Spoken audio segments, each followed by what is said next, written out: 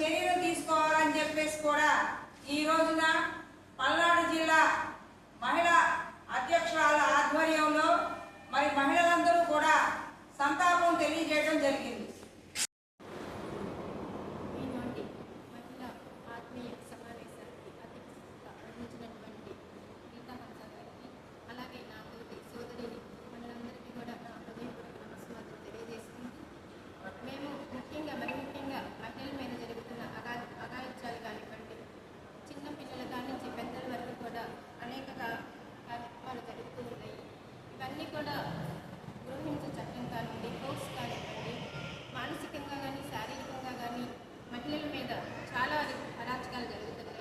మొట్టమొదటిసారిగా ఒక ఎస్సీ మహిళకి హోంమంత్రి పదవి ఇచ్చి గణనీయమైన పదవినిచ్చిన ఘనత మా వైఎస్ జగనన్నకే దక్కిందని తెలియజేసుకుంటున్నాను.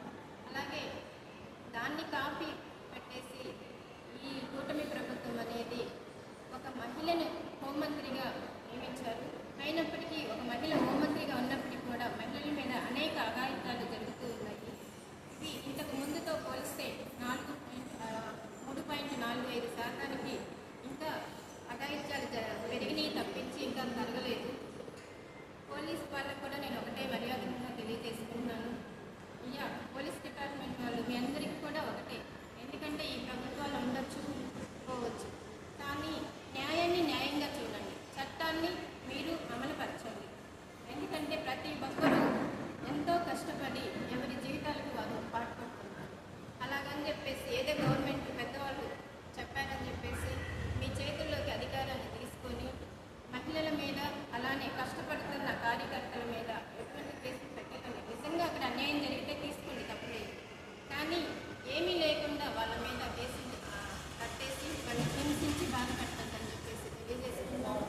అలాగే ప్రతి ఒక్క మహిళ కూడా, ఎందుకంటే ఒక ఇంటిని చక్కదిద్దాలంటే ఒక మహిళే రాణించాలి. అలాగే రాజకీయ రంగంలో కూడా ఎంతోమంది మహిళా మూర్తులు మనం చూసాము. మహిళలకి ఎప్పుడైతే కరెక్ట్ రిజర్వేషన్ మనకి అందినప్పుడే ఈ సమాజాన్ని వాళ్ళ భవిష్యత్తుని కూడా తీర్చిదిద్దగల శక్తి ఒక నారీమణులకే ఉందని కూడా మీ అందరికీ కూడా తెలియజేస్తున్నాను. అలాగే చిన్నపిల్లలు చూస్తూ ఉన్నాం, మనకి ఇప్పటి నుంచే కళాశాలలో కూడా బోధించాలి, స్కూళ్ళల్లో చిన్నప్పటి నుంచే బోధించాలి. మగపిల్లలకి ఒక పాఠంలాగా చెప్తుండాలి. ఎందుకంటే పిల్లలు మా ఆడపిల్లలంటే మనం ఇట్లా ఉండాలి, వాళ్ళతోటి మన అక్కలు తల్లులు చెల్లెలు లాగా మనం ప్రవర్తించాలి తప్పించి అని విద్యా బోధన కానించే స్కూల్లో కూడా ఒక క్లాస్ అనేది వాళ్ళకి నిర్వహించాలని చెప్పేసి ఈ గవర్నమెంట్కి నేను తెలియజేస్తున్నాను. అలాగే కూటమి ఆ రోజు డిప్యూటీ సీఎం గారు అన్నారు, మహిళల్ని ఇలా చేశారు అలా చేశారు అని చెప్పేసి. ఇప్పుడు మీరు అధికారంలో ఉన్నారు, డిప్యూటీ సీఎం గారిని కూడా నేను అడుగుతున్నాను, మహిళల పట్ల మీరు ఏం న్యాయం చేశారని నేను అడుగుతున్నాను. అలాగే హోమ్ మినిస్టర్ గారు కూడా మహిళగా ఉండి కూడా ఏదో నామకే వాస్తిలాగా కుర్చీలో కూర్చొని ఏదో ఫోటోలతో లేకపోతే ఇంకో దానికో కాదండి. మీరు నిజమైన ఒక మహిళగా ఉండి ఒక మహిళగా న్యాయం చేయాలంటే మీరు నోరు ఇవ్వాలి, న్యాయ వ్యవస్థ మీద పోరాడాలి తప్పించి ఏదో నోరు ఉందా కదా అని చెప్పేసి మా జగనన్న మీద ప్రతి దానికి మీరు మాట్లాడటం అది సభ్యత సంస్కారం కాదని తెలియజేస్తున్నాను. అందులో ఒక టీచర్గా ఉండి మీరు విద్యాబోధన చేసి ఉన్నారు. అలాంటి విద్యాబోధన చేసేది సంస్కారంతో మనకి తెలియజేయాలి తప్పించి ఏది నోటికొస్తే అది మాట్లాడటం కరెక్ట్ కాదని ఒక మహిళగా ఆమె కూడా నేను తెలియజేస్తున్నాను. జగనన్న అంటేనే జనం, జనం గుండెల్లోనే జగనన్న. ఆయన ఓడిపోయారని అందరూ అనుకోవద్దు. ఈ కూటమి ప్రభుత్వం ఈరోజు రెక్కలు వేయచ్చు, కానీ ఆయన ప్రతి ఒక్క పేదవాడి గుండెల్లో ఇక్కడ ఆయన మనసులో దాచుకున్నాడు. ఆయన కూడా అనేది మనం ఆత్మ సాక్షిగా ఆయనకు ఉంది కాబట్టి ఆయన కొనలేదు, మేము ఓడించుకోము. నెక్స్ట్ రాబోయే కాలంలో కూడా మేము ఆయన అత్యున్నత స్థాయికి తీసుకెళ్ళడానికి మా వంతు మేము ప్రయత్నం చేస్తాము తప్పకుండా. అలాగే మామిగన్ అంటే ఒక అభివృద్ధి పద్ధతిలో తీసుకురావడానికి ఏ ఆలోచన లేకుండా జగనన్న చేయు. ఆ రోజు కాంగ్రెస్ పార్టీలో ఉన్న మా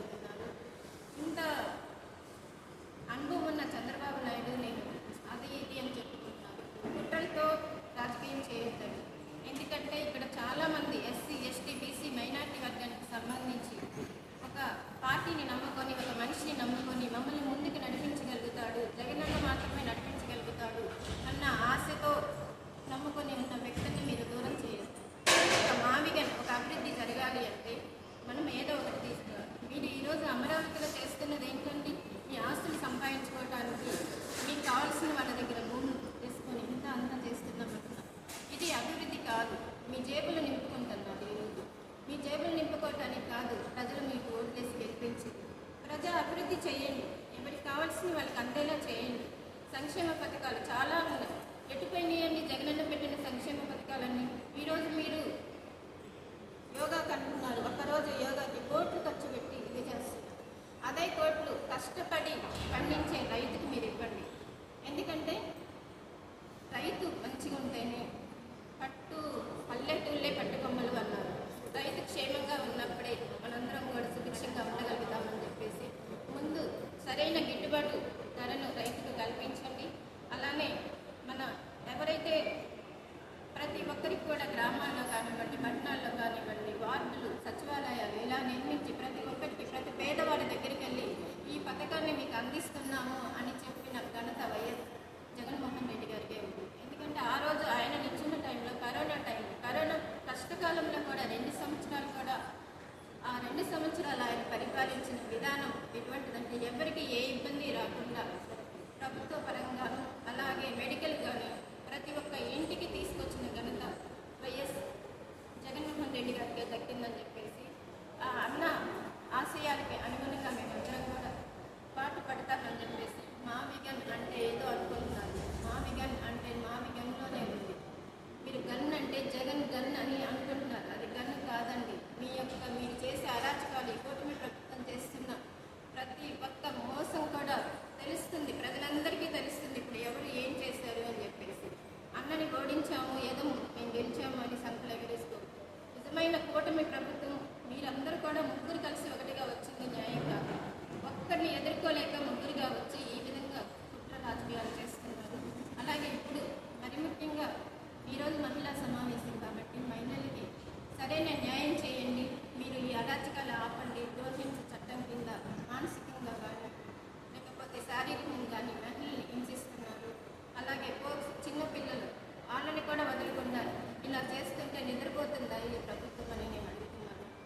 అలానే ప్రజలందరికీ కూడా మౌలిక వసతులు ఎస్సీ, ఎస్టీ, బీసీ, మైనార్టీ వర్గానికి సంబంధించి మౌలిక వసతులు కల్పించండి. ఈరోజు అధికారంలో ఉండొచ్చు, రేపు ఇంకొకరు రావచ్చు. అది కాదు మేము మా గవర్నమెంట్లో మేము ఏం చేశాము, ప్రతి పేదవాడి గుండెల్లో మేము ఉన్నాము అనేది పాటించి తప్పించి మీరేదో మేమేదో చేసుకుంటూ పోతున్నాము అనేది రానివ్వకుండా మహిళలకి న్యాయం చేయాలి. మేమంతా కూడా ఈరోజు సమావేశమయ్యాము. ఎక్కడ ఏది జరిగినా మేమంతా కూడా వైఎస్ఆర్సీపీ ఒక కుటుంబం లాంటిది. అంతేగాని మేమంతా ఏ సమస్య వచ్చినా కానీ వైఎస్ఆర్సీపీ కుటుంబానికి సంబంధించి ప్రతి మహిళ కూడా నడుము పట్టుకొని మా జగనన్న వెంట అడుగున ఆయన చేసే కార్యక్రమాల్లో పాల్పంచుకుంటూ ఉంటూ ఇంకొకసారి మీడియా ముఖంగా నేను ఈ కూటమి ప్రభుత్వానికి కూడా తెలియజేస్తున్నాను. మీరు ప్రజలకు న్యాయం చేయండి. మరి ముఖ్యంగా మహిళల మీద జరుగుతున్న అరాచకాన్ని అరికట్టండి. ప్రజలకు న్యాయం చేయండి. రైతులకి న్యాయం చేయండి. చిన్న ఉద్యోగస్తుల్ని కూడా బ్రతకనివ్వండి. ఏదన్నా వ్యాపారస్తుల దగ్గర కూడా మీరు ఇలా చేస్తూ వాళ్ళని కూడా ఏమీ లేకుండా చేస్తున్నారు. ఒక్కసారి ఆలోచించి పోలీసు వారికి కూడా నేను సవినీయంగా తెలియజేసుకున్నాను. మీ అందరూ కూడా ఎందుకంటే ప్రభుత్వం తరఫున మీరు ఎన్నికైనా